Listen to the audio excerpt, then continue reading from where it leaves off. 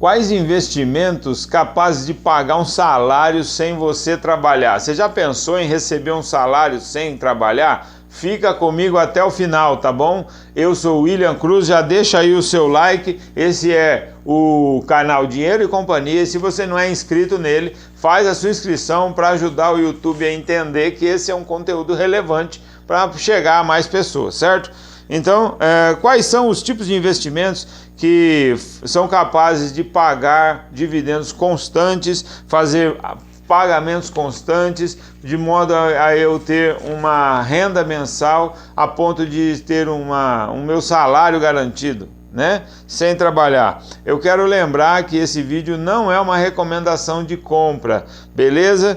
Primeiro deles é o Tesouro Direto IPCA+, com juros semestrais. Não é o meu preferido, né? Ele é extremamente seguro porque ele está em renda fixa, ele não possui aí o efeito dos juros compostos, uma vez que todos os juros são semestralmente repassados ao investidor. Os juros são depositados então na sua conta da corretora e você tem a partir desse rendimento, você tem as suas contas pagas. Então eu diria que você deve ter primeiro um bom montante para você ter esse investimento, para você usufruir dos juros semestralmente. Então você pega semestralmente aquele dinheiro, fatia em 6 meses para pagar suas contas nos próximos 6 meses, certo? O ideal é você ter dentro desses juros semestrais um valor para reinvestir. Se você tiver dentro do seu 1/6, a cada 6 meses você divide por 6 e esse salário você consegue fazer aportes mensais a partir deles. Então eu acho interessante nesse aspecto, se você tiver um montante considerável, né?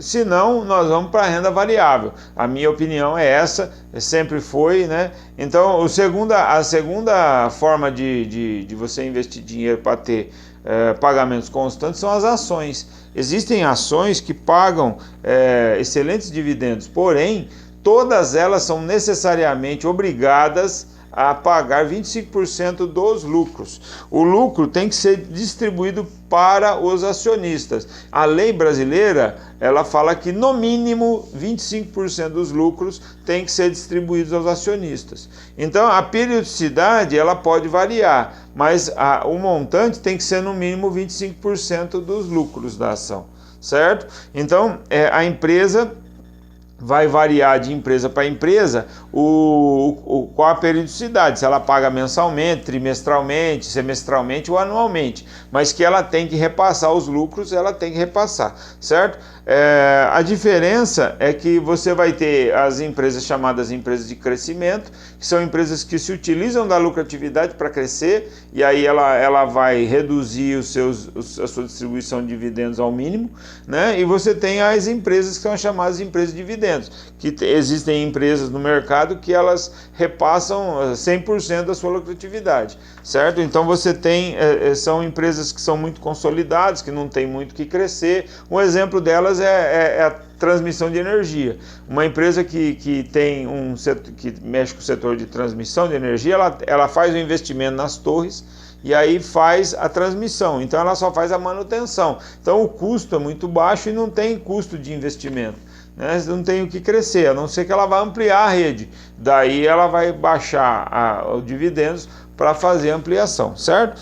Então, essa é a segunda forma de você receber o salário mensal. Então, a terceira, eu acho que essa é a mediana entre a renda fixa e as ações, tá? Você vai estar bem no meio termo. É um investimento de renda variável, mas não tem tanta volatilidade quanto as ações.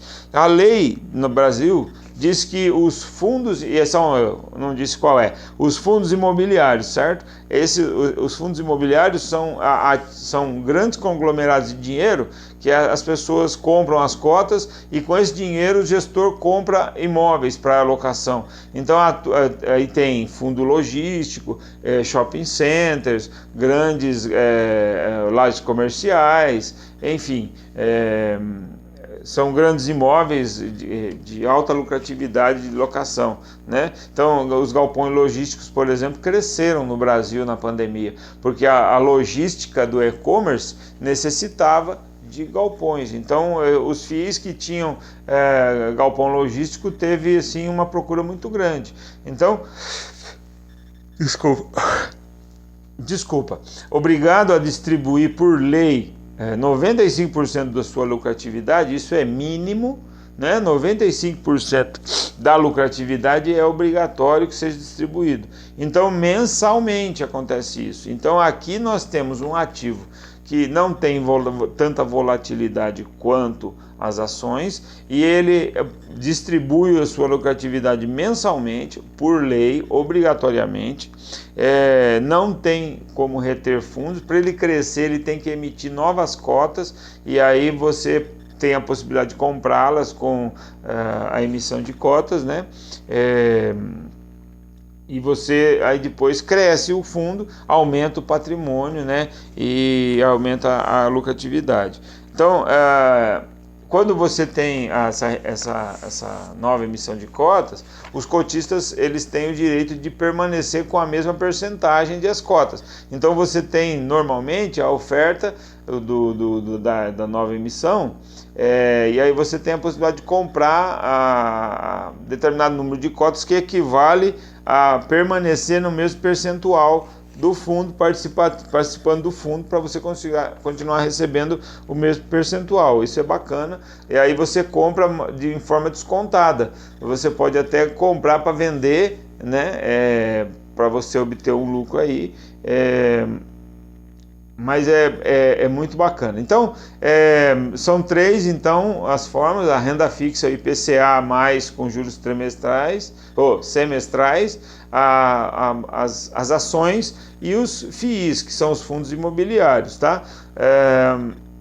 Faz a sua opção, observa os 3 pontos, diversifica os ativos. Então, até dentro dos fundos imobiliários existem diversificações, existem fundos imobiliários extremamente diversificados.